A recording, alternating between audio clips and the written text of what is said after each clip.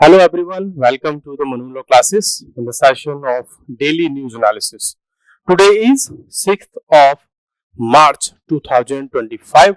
I am Naresh Sharma going to discuss with you the current affairs of the day. So let's start with the important article that is regarding the international relations or international important events, or this event is regarding the trade war, the war of tariffs, which has been started or triggered by the second term of the president of United States, that is Donald Trump. और ये start हो चुका है अब second of April से India पर भी जो टैरिफ है, जो एक्स्ट्रा टैरिफ है, वो यूएसए लगा देगा और उसको इम्प्लीमेंट कर देगा। मींस अगर इंडिया के किसी गुड्स पर अगर 100 रुपीज का पहले कोई टैक्स लगता था तो अब वो टैक्स 200 हो जाएगा। ऐसा कुछ आप मान करके चलिए, ठीक है। तो एक तरह से आप इसको ऐसे भी देख सकते हैं कि जो टैक्स यूएसए के गुड्स पर इंडिया लगाता है, इंडिया में जब हम इंपोर्ट करते हैं, अगर हम उस पर 100 रुपीज लगाते हैं तो अब यूएसए हमारे प्रोडक्ट्स पर भी 100 रुपीज का या उतने ही परसेंट का टैरिफ लगाएगा हमारे प्रोडक्ट्स पर, ठीक है। तो आगे बढ़ने से पहले let's have an idea regarding the trade relations of India and USA. इसमें आप देखिए कि इंडिया जो एक्सपोर्ट करता है यूएस को, वो कितना है 52.9 बिलियन डॉलर का हम यूएसए को कुछ न कुछ जो प्रोडक्ट्स है वो एक्सपोर्ट करते हैं, जिसमें इलेक्ट्रिकल मशीनरी है, प्रीशियस स्टोन्स मेटल्स हैं, फार्मास्यूटिकल प्रोडक्ट्स हैं। जबकि यूएसए हमारे लिए जो एक्सपोर्ट करता है, इंडिया जो उससे इंपोर्ट करता है, मींस इंडिया अपने यहाँ वहां से मंगाता है, तो वो है 29.6 बिलियन डॉलर। अब इन दोनों के बीच में अच्छा खासा डिफरेंस है, जस्ट डबल के आसपास का डिफरेंस हमें देखने को मिल रहा है। ये डेटा है अप्रैल 2024 से लेकर के नवंबर 2024 का। इसमें 3-4 महीने अगर हम और ऐड कर देते तो शायद ये जस्ट डबल भी हो जाता ये डिफरेंस। तो एक्चुअल में यूएसए का जो दर्द है, वो एक दर्द ये भी है कि यूएसए के लिए इंडिया बहुत सारा सामान वहां पे बेच रहा है, जबकि यूएसए इंडिया को उतने ही अमाउंट का जो गुड्स या सर्विसेज है वो सेल नहीं कर पा रहा। तो मींस यूएसए जो अपने आप में एक ईगो रखता है कि हम यार वर्ल्ड के सुपर पावर हैं, वर्ल्ड की सबसे बड़ी इकोनॉमी है और कोई कंट्री हमारे यहाँ सबसे ज्यादा प्रोडक्ट बेच रहा है, लेकिन हम उनके यहाँ एक्सपोर्ट नहीं कर पा रहे हैं। अब डोनाल्ड ट्रंप की जब से सेकेंड टर्म ऑफ प्रेसिडेंसी आई है, तो उनका कहना है कि भैया ये रहेगा अमेरिका फर्स्ट। जो भी कंट्री अमेरिकन गुड्स पर कोई टैक्स लगाएंगे तो वो रेडी रहे इस बात के लिए कि अमेरिका भी उनके गुड्स पर टैक्स लगाएगा और उतना ही लगाएगा।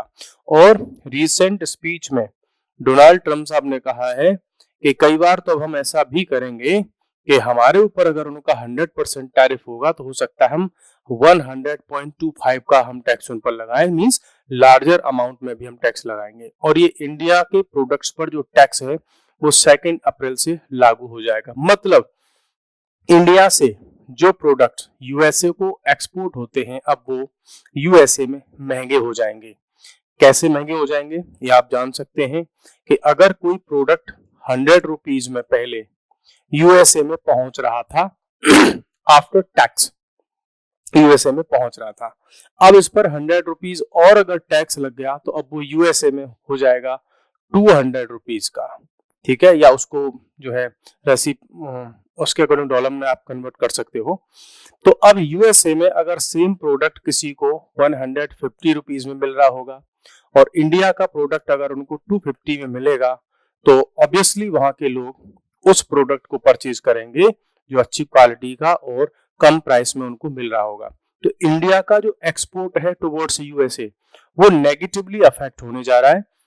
जो लोग एक्सपोर्ट का बिजनेस करते हैं और जिनका टारगेट यूएस से है, उन एक्सपोर्ट करने वालों को दिक्कत होने वाली है, क्योंकि उनके प्रोडक्ट्स यूएसए में बहुत ही महंगे होने वाले हैं।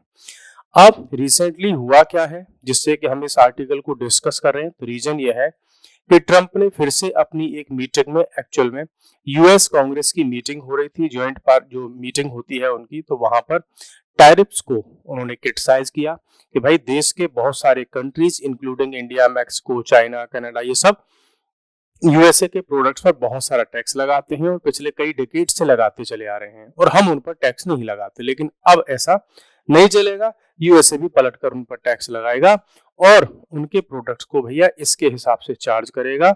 अब उनसे कंट्री नाराज हो या खुश हो, हमें इस बात से कोई फर्क नहीं पड़ता, हमारे लिए अमेरिका फर्स्ट की पॉलिसी रहेगी। अब इसका जो है इम्पैक्ट क्या रहेगा, तो एक तो इम्पैक्ट ये देखने को मिलेगा कि जो भी प्रोडक्ट इंडिया के लोग या किसी और कंट्री के लोग जो ट्रेडर्स हैं वो यूएसए में सेल करते होंगे, वो महंगे हो जाएंगे, तो उनका जो ट्रेड की वैल्यू है वो कम हो जाएगी। क्यों? क्योंकि वो प्रोडक्ट वहां पर महंगे हो जाएंगे। दूसरा इम्पैक्ट ये हो सकता है कि जब यूएसए टैक्स लगाएगा तो अदर कंट्रीज भी और ज्यादा टैक्स लगा सकते हैं उनके प्रोडक्ट पर, तो मींस हम उनके प्रोडक्ट पर लगाएंगे, वो हमारे प्रोडक्ट पर लगाएंगे, तो अल्टीमेटली होगा क्या, जो प्राइसेस हैं गुड्स के, चाहे वो गुड्स हो या जो है सर्विसेज हो, उनके प्राइसेस अल्टीमेटली इंक्रीज हो जाएंगे। तो एक तरह से हम कह सकते हैं कि आने वाले टाइम में ऐसे बहुत सारे प्रोडक्ट्स होने वाले हैं जिनके प्राइसेस बढ़ जाने वाले हैं, और सिंपली अगर मैं कहूं तो महंगाई बढ़ने वाली है आने वाले टाइम में। ठीक है, तो ये काम भी होने वाला है।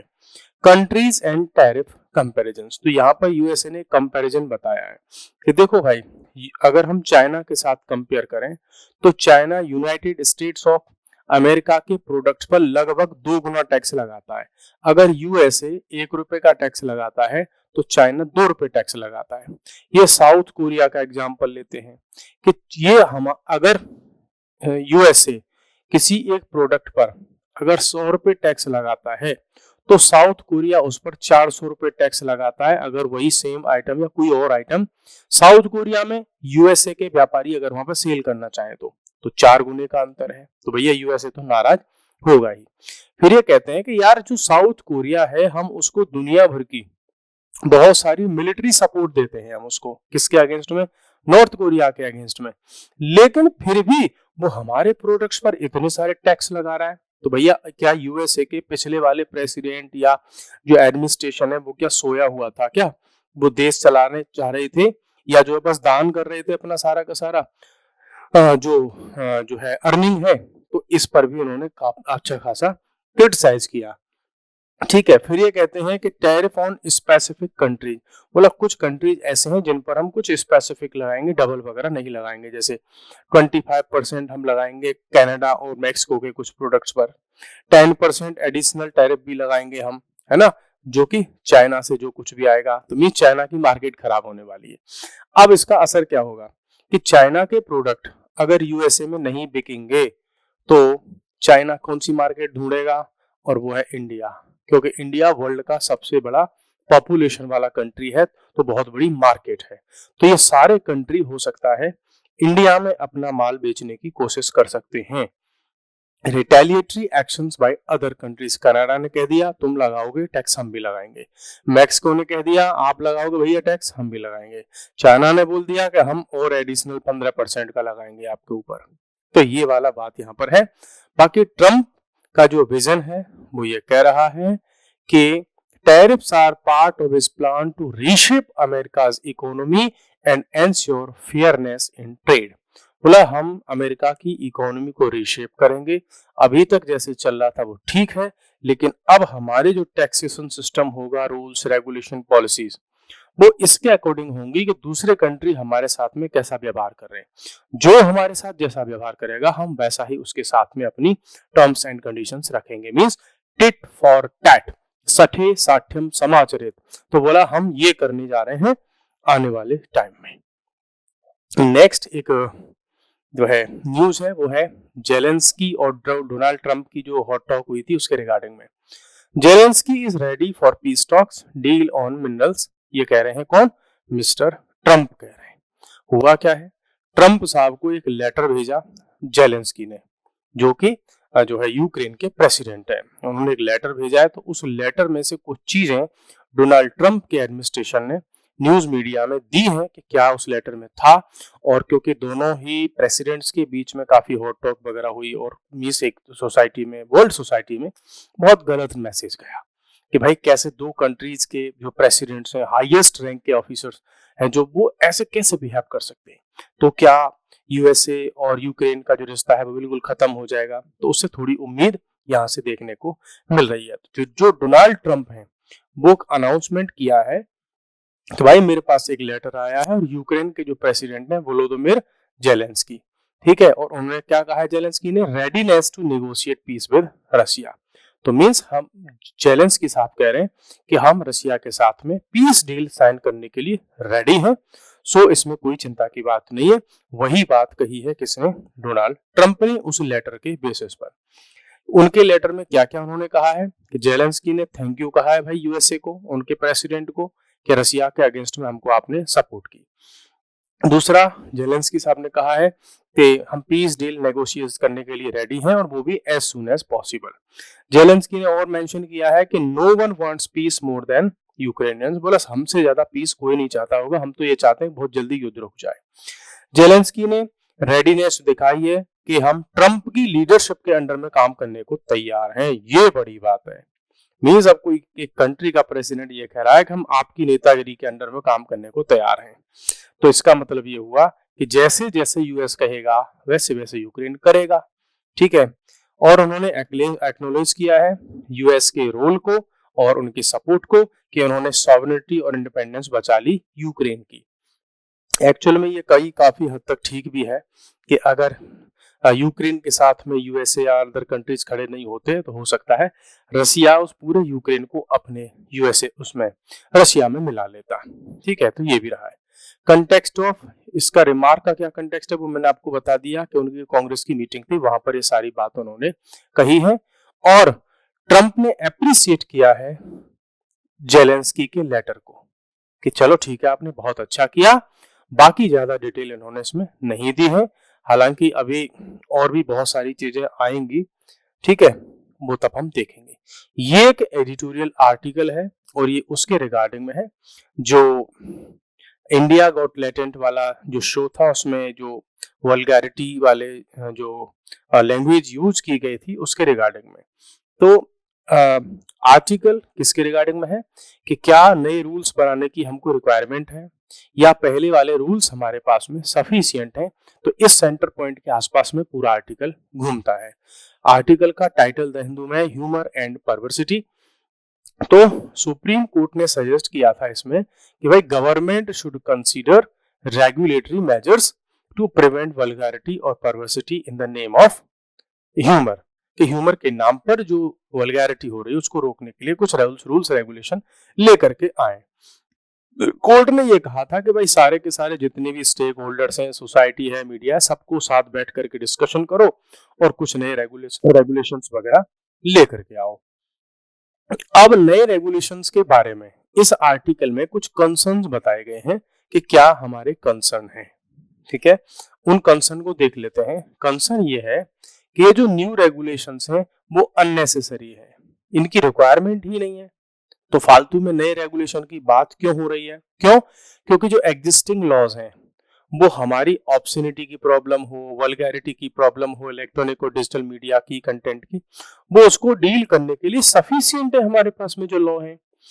Controversial programme India got talent ये एग्जाम्पल है कि हुआ क्या कि बहुत सारी एफआईआर हुई और ये जो लोग थे जो अक्यूज्ड थे वो सीकिंग प्रोटेक्शन फ्रॉम अरेस्ट, तो उनके अगेंस्ट लीगल एक्शन हुआ है।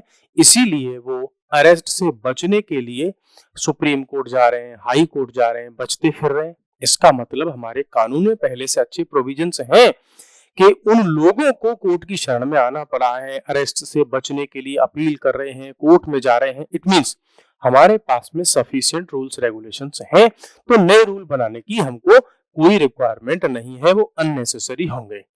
एग्जिस्टिंग लीगल फ्रेमवर्क, अब ये उसका एग्जाम्पल देते हैं कि हमारे पास में एग्जिस्टिंग लॉ कहाँ कहाँ पर है।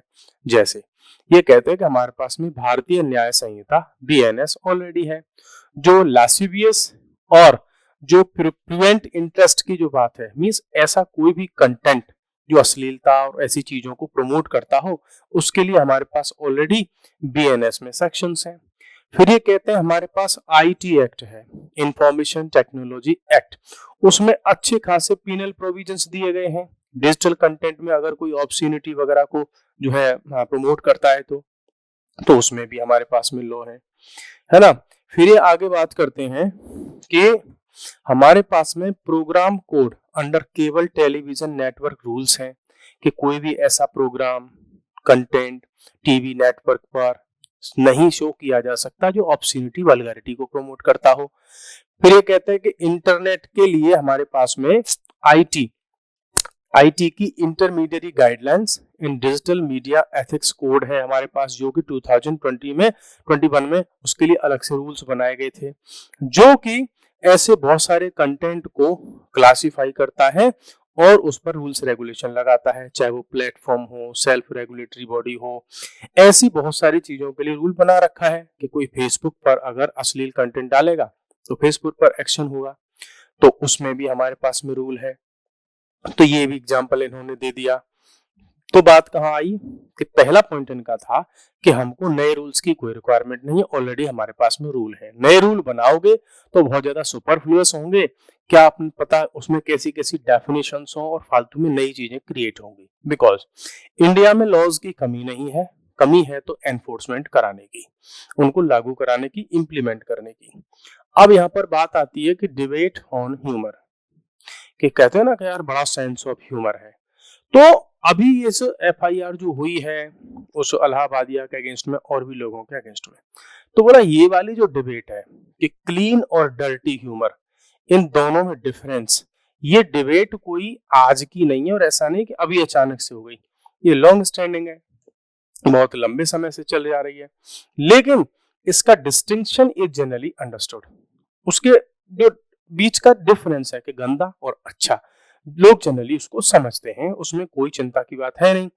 अब ये पब्लिक में जो हंगामा हुआ वो क्यों हुआ? क्योंकि जो कंटेंट था, जो पेड जो है मेंबरशिप उसकी थी, कि जो लोग वहां जाकर के उस शो को देखने गए थे, तो एक्चुअली में वो सब टिकट लेकर के या कोई ना कोई पेमेंट करके तो वहां अंदर गए थे। तो गलती से होता क्या है, ऐसी चीजें जब सोसाइटी में बाहर आ जाती हैं तब लोगों में हंगामा होता है। लेकिन ये बात भी सच है कि सोसाइटी का बहुत बड़ा हिस्सा ऐसे वल्गर कंटेंट को देखने के लिए, उसमें इंटरेस्ट लेने के लिए, उसमें पार्टिसिपेट करने के लिए बंद बड़े बड़े हॉल्स में, कमरों में ऐसी मीटिंग्स होती हैं, ऐसा कंटेंट बनता है, वहां पर ऐसी डिबेट्स, डिस्कशंस, कॉमेडी होती है जिसके वीडियो कभी बाहर नहीं आते, तो इसका बाहर आ गया इसीलिए एक्शन हो रहा है।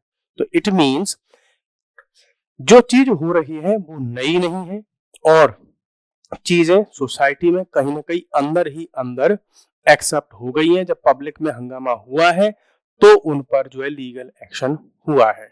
ठीक है, अब कंसर्न क्या निकल करके आते हैं? कंसर्न ये निकल करके आते हैं कि यार ये कहाँ का मतलब अच्छी बात हुई कि FIR in response to every complaint. Means कोई एक वीडियो है, उस वीडियो को कोई केरला में भी देख सकता है, यूपी में भी देख सकता है, जम्मू में तो, अरुणाचल में तो, कहीं गुजरात में भी तो, कहीं तमिलनाडु में भी। तो क्या सब जगह पर लोग उस एक व्यक्ति पर FIR कर देंगे? और सब लोग अगर FIR कर देंगे तो सेम डेट में उसकी तारीख कभी केरला में लगी होगी तो कभी तमिलनाडु में लगी होगी उसी पुलिस की FIR, तो वो तो उसका जीवन कोर्ट्स के चक्कर काटने में ही निकल जाएगा। तो यहाँ पर एक ये कंसर्न कह रहे हैं, इसीलिए जो कोर्ट होता है सारी की सारी FIR को एक जगह क्लब कर देता है।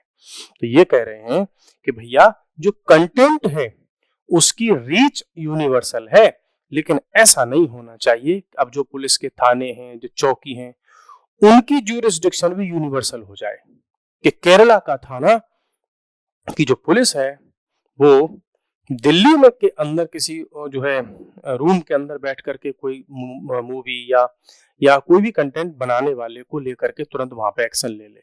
इसका कोई रूल लेकर के आना पड़ेगा कि किस थाने में कहां पर उसका एक्शन हो, कि जैसे फॉर एग्जाम्पल कि अगर उस व्यक्ति पर उस केस के मामले में एक एफआईआर हो चुकी है तो यह 10-10 एफआईआर ना हो, एटलीस्ट ये हो सकता है। Caution against over jealous legal response, इसी की ये बात कर रहे हैं कि अगर इतनी ज्यादा जेलसी दिखाएंगे, कई बार क्या होता है कि जो अंदर अंदर की दुश्मनी वाले लोग होते हैं और कोई अगर बहुत ज्यादा पॉपुलर हो रहा होता है ना, तो वो भी दुश्मनी निकालने के लिए एफआईआर वगैरह कराते हैं। फॉर एग्जाम्पल सपोज करो ए और बी दो व्यक्ति थे, ये इन्होंने एक साथ में यूट्यूब का चैनल स्टार्ट किया था, है ना। बाद में इन दोनों में झगड़ा हुआ, दोनों अलग अलग हो गए, दोनों में दुश्मनी जैसी फीलिंग है, एनिमोसिटी है। अब अगर गलती से बी ने कोई ऐसा कंटेंट बना दिया कि बी पर कोई एफआईआर हो गई, तो जो ए इसका पहले कभी पार्टनर हुआ करता था इसमें खूब मजे ले जाएगा, ठीक है। तो ऐसी चीजें जो होती हैं उन चीजों को भी रोकना होगा कि ऐसा ना हो कि एक ही क्राइम के लिए व्यक्ति को 10-10 बार पनिशमेंट मिले, तो ये वाली बात भी देखनी होगी। नेक्स्ट न्यूज है हमारे पास में Greenland is ours says prime minister Egede defying Trump threat. ये जो डोनाल्ड ट्रम्प है, कई बार तो ऐसा लगता है कि भाई ये बिल्कुल जाने क्या भांग पी करके जो है अपनी स्पीच दे रहे हैं, क्या कर रहे हैं पता नहीं। वो कह रहे हैं किसके रिगार्डिंग में, ग्रीनलैंड के रिगार्डिंग में। ग्रीनलैंड के रिगार्डिंग में ट्रम्प साहब ने बोल दिया, ग्रीनलैंड वालों आ जाओ, तुमको हम अमेरिका में मिला लेते हैं। जबकि ग्रीनलैंड अपने आप में एक इंडिपेंडेंट रीजन है भाई, उसको बोल रहे हैं कि हम ग्रीनलैंड को किस में मिला लेंगे, यूएसए में मिला लेंगे, वहां की जनता अगर चाहे तो ये काफी कंट्रोवर्शियल स्टेटमेंट है। जैसे सपोज करो इंडिया का कोई व्यक्ति जब या कोई पॉलिटिशियन ये स्पीच दे देता है कि पाकिस्तान वालों आ जाओ, तुमको इंडिया में शामिल कर लेते हैं हम, तो कितना बड़ा हंगामा हो जाता है। या पाकिस्तान की तरफ से ऐसा कोई स्पीच आता है, या अगर चाइना कोई स्पीच दे दे कि इंडिया वालों आ जाओ, हम तुमको चाइना में मिला लेंगे, इंडिया को खत्म करो, एक ही देश बना देते हैं चाइना, तो बहुत कंट्रोवर्सी हो जाती है। तो वैसी ही कंट्रोवर्सी हुई है। तो ग्रीनलैंड के जो प्राइम मिनिस्टर हैं एगेडे, इन्होंने कहा है कि ग्रीनलैंड हमारा है और इसको हम किसी भी कीमत पर किसी को देने वाले नहीं है। और इन्होंने कहा है कि Greenland is not for sale, ये भी कह दिया, ठीक है। ये वाली चीजें उन्होंने बोल दी। आपके लिए एग्जाम पॉइंट ऑफ व्यू से इनकी स्पीच नहीं है, ये मेन पॉइंट है जो इसको आपको देखना होगा मैप पर। ये वहां की पिक मैंने ली है कि वहां चारों तरफ आइस ही आइस होती है, तो ऐसा कुछ नजारा वहां पे होता है, ठीक है। वहां एग्रीकल्चर वगैरह कुछ नहीं होती।